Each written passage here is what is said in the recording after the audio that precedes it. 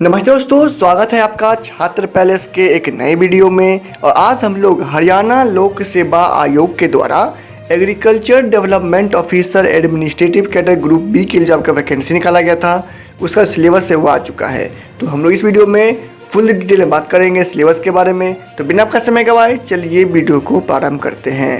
तो सबसे पहले हम लोग जान लें कि आज के वीडियो में हम लोग कौन कौन से महत्वपूर्ण बिंदु यानी कि इम्पोर्टेंट पॉइंट से बात करेंगे, जिससे कि वीडियो में बताई गई सारी बात आपको बढ़िया से समझ में आ जाए।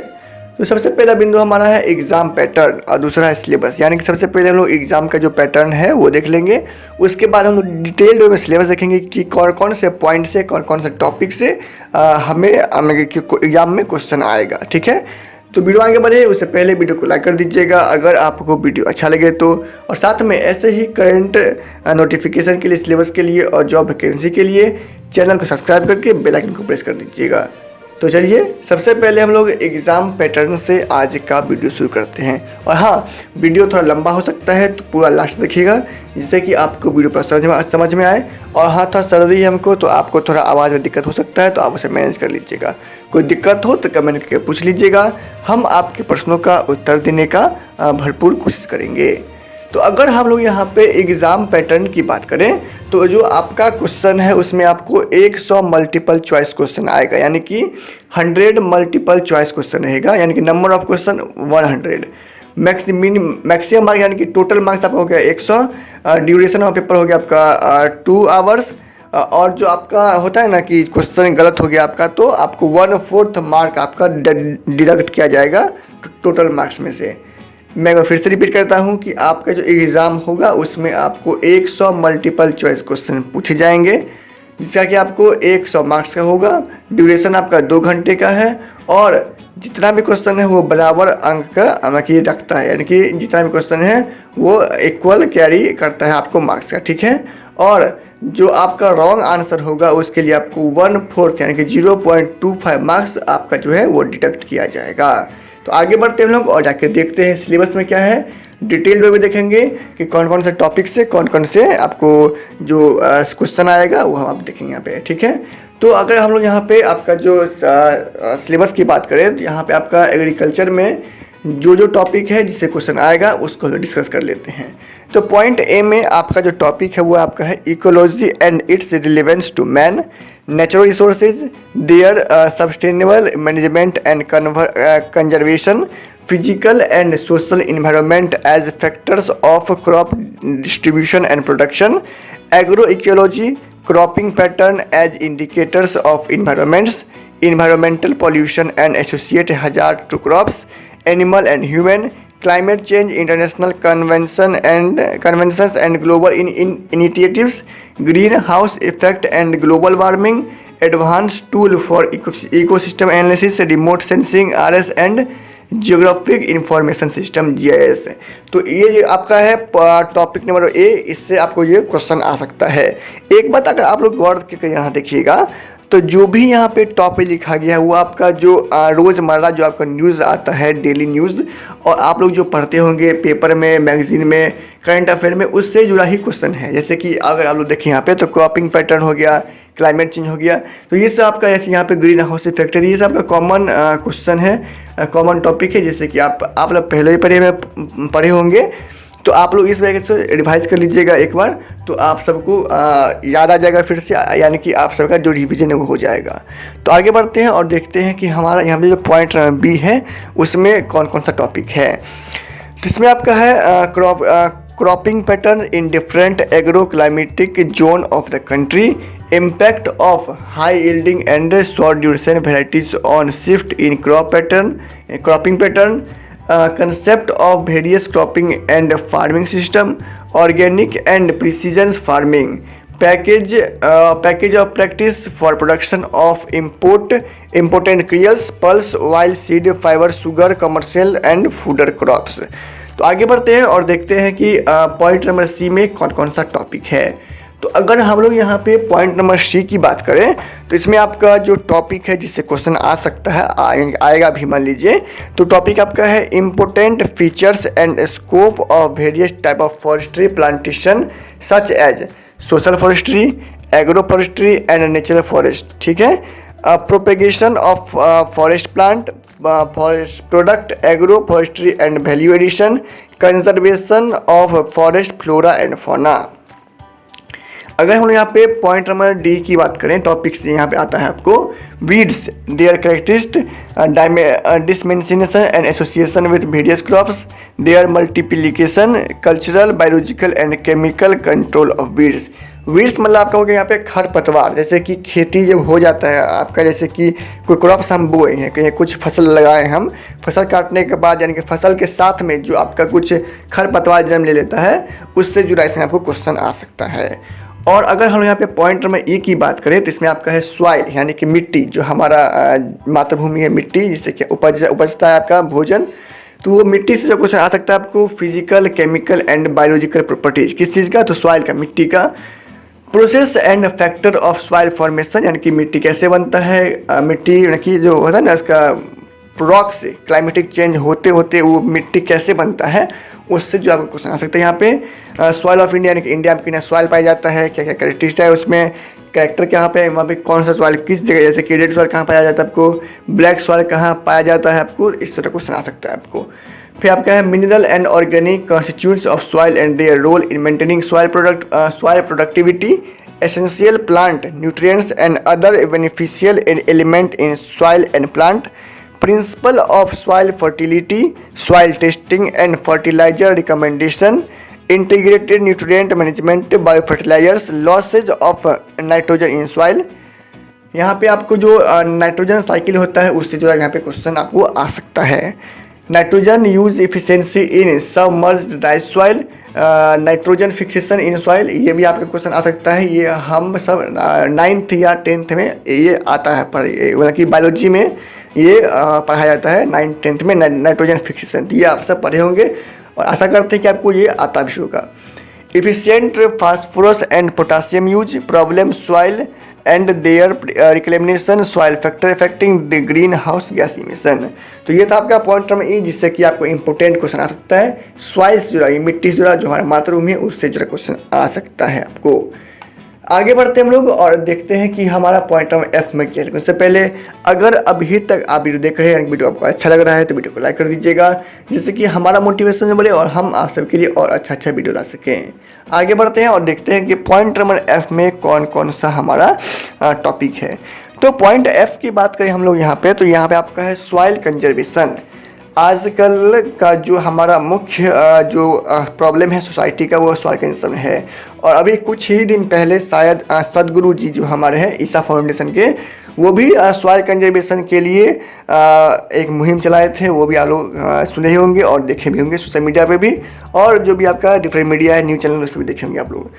ये आप इसलिए बताएं कि किसी से आपको पता हो कि सॉइल कंजर्वेशन से जुड़ा हुआ क्या क्या हमारे देश में, समाज में और विश्व में सॉइल के यानी मिट्टी को बचाने के लिए कैसा हमारा मुहिम चल रहा है अभी। तो सॉइल कंजर्वेशन आपका हो गया integrated water shade management, soil erosion and it's management, ये भी इंपॉर्टेंट टॉपिक है, इसे क्वेश्चन आ सकता है आपको। Dry land agriculture and its problem, technology for stabilising agriculture production in rainfed areas, तो इससे भी आपको क्वेश्चन आ सकता है। पॉइंट नंबर जी की बात करें हम लोग यहाँ पे, तो आपका यहाँ पे है water use efficiency in relation to crop production, criteria for scheduling irrigation, way and means of reducing run off losses of irrigation water, irrigation water, rain water harvesting, ये भी इंपॉर्टेंट है। Drip and sprinkle irrigation, drainage and water logging soil, quality of irrigation water, effect of industrial effluence on soil and water pollution irrigation project in India. मोटा मोटी बात करें तो यहाँ पे पॉइंट नंबर जी में आपको इरिगेशन, यानी कि जो हम खेत को पटाते हैं, यानी कि खेत में जो पानी डालते हैं किसी फसल को आगे वाली फसल को पैदावार के लिए, तो उसमें आपको इससे जुड़ा क्वेश्चन आ सकता है इरिगेशन से जुड़ा हुआ। जैसे इसमें आपको इरिगेशन का जो डिफरेंट टेक्निक हमारे किसान भाई बहन के द्वारा अपनाया जाता है, उससे जुड़ा क्वेश्चन आ सकता है यहाँ पे। और यहाँ पे आपको पॉइंट जी में जो लास्ट यहाँ पे पॉइंट है इरिगेशन प्रोजेक्ट इन इंडिया, यानी कि भारत देश में जो सरकार है उनके द्वारा जो भी आपका जो प्रोजेक्ट चलाया जा रहा है आपको इरिगेशन के लिए, उससे जो यहाँ पर क्वेश्चन आपको आ सकता है। आगे बढ़ते हैं और देखते हैं कि यहाँ पे पॉइंट नंबर एच में क्या सब जानकारी दी गई है।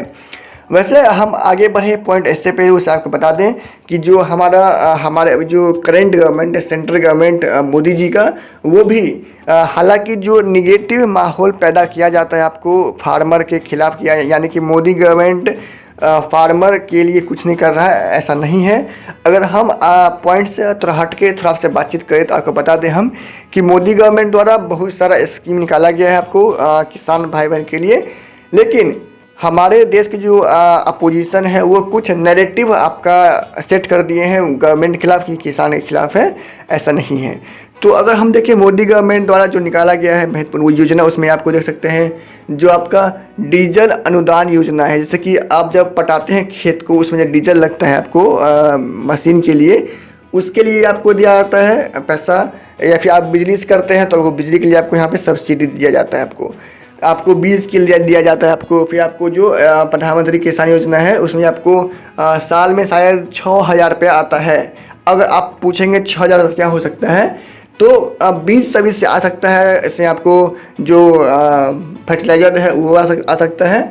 और किसान के लिए जो अभी आपका आया था 3 बिल किसान कानून आया था, किसान बिल आया था, फार्मर बिल, वो भी इम्पोर्टेंट है किसान के लिए। लेकिन जो हमारा जो अपोजिशन है देश का, वो एक ही कि अब बोलते ना वक्त बदल दिया, जज्बात बदल दिया, ऐसा ही आप समझ लीजिए कि जो आया था आम, कि जो आपका किसान बिल आया था वो आम था, उसको इमली बना के पेश किया गया है आप सबके सामने में।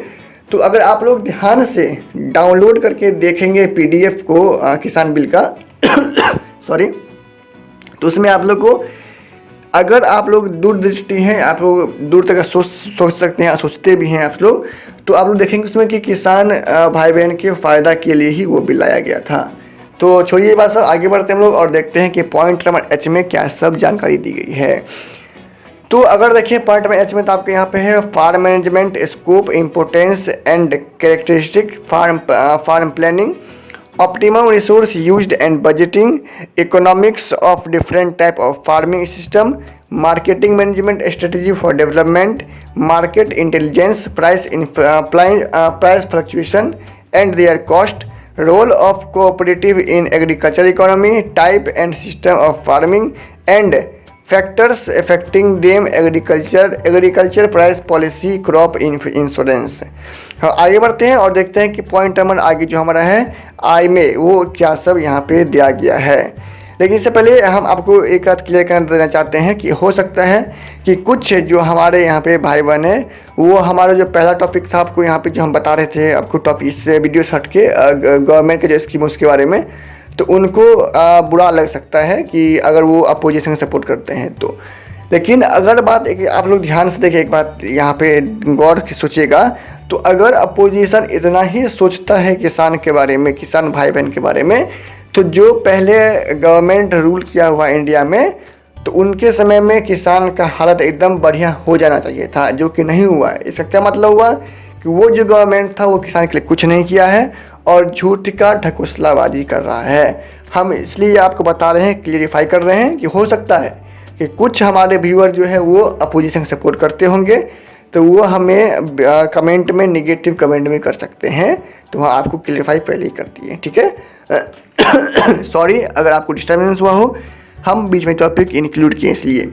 आगे बढ़ते हैं और देखते हैं कि पॉइंट नंबर आई में क्या सब जानकारी दी गई है। तो यहाँ पे आपका है agricultural extension, its importance and role, methods of evaluation of extension programmes, को socio economic survey and status of big, small and marginal farmer and landless agricultural labourers, training programmes for extension workers, role of Krishi Vigyan Kendra के in dimension of agriculture technology, dissemination of agriculture technology, non-government organization NGO and self-help group approach for the rural development। आगे बढ़ते हैं और next topic जो हमारा है जे, उसमें आपका जो टॉपिक है क्वेश्चन पूछा जा सकता है वो आपका है sorry, cell structure, function and cell cycle, synthesis structure and function of genetic material, law of heredity, chromosome structure, chromosomal aberrations, linkage and crossover and their significance in recombination breeding, polyploidy, euploidies and aneuploidies। तो यहाँ पे हो सकता है आपको दिक्कत हो रहा हो, हम जो पढ़ रहे हैं प्रोनाउंसिएशन में, तो आप लोग इसे देख लीजिएगा एक बार। Mutation and their role in crop improvement, heredity, stability and incompatibility, classification and their application in crop improvement, cytoplasmic inheritance, sex linked, sex influenced and sex limited characters. आगे बढ़ते हम लोग और देखते हैं जो हमारा नेक्स्ट टॉपिक है उसमें क्या सब यहाँ पे हमसे पूछा जाएगा। तो पॉइंट नंबर के की बात करें तो यहाँ पे आपको जो टॉपिक है वो क्वेश्चन है history of plant breeding, mode of reproduction, selfing and crossing technique, origin, evolution and domestication of crop plants, center of origin, law of homologous series, crop genetic resources, conservation and utilization, application of principle of plant breeding, improvement of crop plant, molecular markers and their application in plant improvement, pure line selection, pedigrees, mass and recurrent selection, combining ability, its significance in plant breeding, heterosis and its exploitation, somatic hybridization, breeding for disease and pest resistance, role of interspecific and intergeneric hybridization, role of genetic engineering and biotechnology in crop improvement, genetically modified crop plant। Point number I की बात करें तो इसमें question पूछा जा सकता है आपको, seed production and processing technology, seed certification, seed testing and storage, DNA fingerprinting and seed registration, role of public and private sector in seed production and marketing, intellectual property rights issues, WTO issues and its impact on agriculture. एक बात आपको हम बता दें कि अगर आप लोग चाहते हैं इसको डिटेल्ड वे में समझना हर टॉपिक को, तो बस क्या कीजिएगा, जैसे कि यहाँ पे seed production and processing technology है ना, तो इसको सर्च कीजिएगा गूगल पे, यूट्यूब पे, और हर एक टॉपिक में जो आपका पॉइंट थे उससे एक एक करके पूरा पढ़ के नोट्स बना के समझिएगा, तो आप ज़रूर से एग्ज़ाम में आपको अच्छा नंबर आ सकता है और आएगा भी। आगे बढ़ते हैं और देखते हैं कि हमारा नेक्स्ट पॉइंट में क्या सब यहाँ पर जानकारी दी गई है। तो यहाँ पे नेक्स्ट पॉइंट एम में आपका है principle of plant psychology with reference to plant nutrition, absorption, translocation and metabolism of nutrient, soil water planting relationship.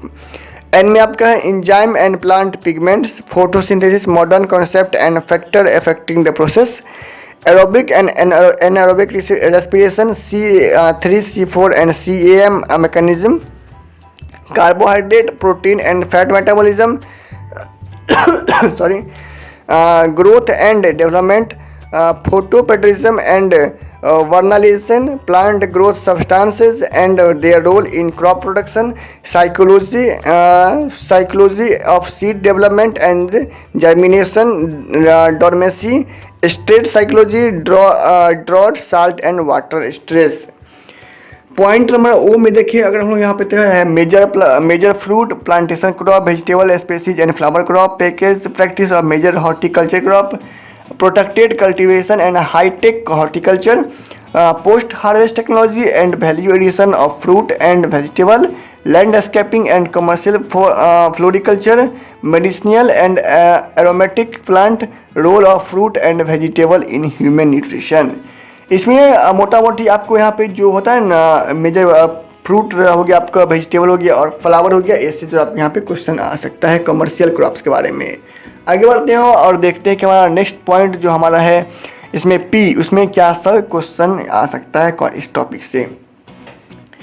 तो पॉइंट नंबर पी की बात करें हम लोग, तो यहाँ पे आपका है diagnosis of pet and disease of field crop, pests and disease of field crops, vegetable orchard and plantation crop and their economics importance, classification of pests and disease and their management, integrated pests and disease management, storage pests and their management, biological control of pests and disease, epidemiology and forecasting of major crop pests and disease, plant quarantine measures, pesticide their formulation and mode of action. यहाँ पे मोटा मोटी बात करें तो point P में आपको जो पेस्ट एंड डिजीज होता है आपको किसी भी फसल के लिए, उसके बारे में आपको यहाँ पे क्वेश्चन पूछा जा सकता है। और उसके लिए आपको जो पेस्टिसाइड यूज करते हैं और उसके लिए जो फॉर्मुलेशन है, मोड ऑफ एक्शन है, उससे जुड़ा यहाँ आपको क्वेश्चन आ सकता है। कैसे यूज करते हैं, कैसे बनता है, कैसे इस्तेमाल करना चाहिए, कितना क्वांटिटी होना चाहिए, इससे जो आपको यहाँ पे क्वेश्चन पूछा जा सकता है। और अगर हम यहाँ पे लास्ट पॉइंट में क्यू की बात करें तो यहाँ पे आपका है food production and consumption trend in India, food security and growing population vision 2020, reason for grain surplus, national and international food policies, production procurement, distribution constraints, availability of food grains, per capita expenditure on food, trend in poverty, public distribution system and below poverty line population, target public distribution system, PDS policy implementation in context to globalization, processing constraints, relation of food production to national dietary guideline and food consumption pattern, food-based dietary approach to elementary hunger, nutrient deficiency, micronutrient deficiency, protein, energy, malnutrition of protein, Carly, malnutrition PEM or PCM, micronutrient deficiency and HRD in context of work capacity of women and children,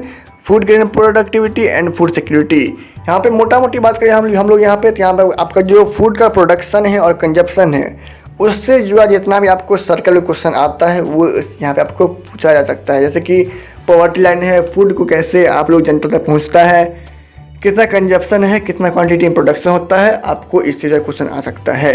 तो आगे बढ़े, यानी कि video को last करें और हम लोग पहुँचे। आपसे निवेदन है कि वीडियो को लाइक कर दीजिएगा अगर आपको वीडियो अच्छा लगे तो, और साथ में चैनल को सब्सक्राइब करके बेल आइकन को प्रेस कर दीजिएगा अगर अभी तक आप वीडियो बने हैं और वीडियो अच्छा लगा आपको हो। और कोई दिक्कत हो तो कमेंट कीजिएगा, हम आपके प्रश्नों का उत्तर देने का भरपूर कोशिश करेंगे। तो आज का वीडियो हम लोग यहीं समाप्त करते हैं।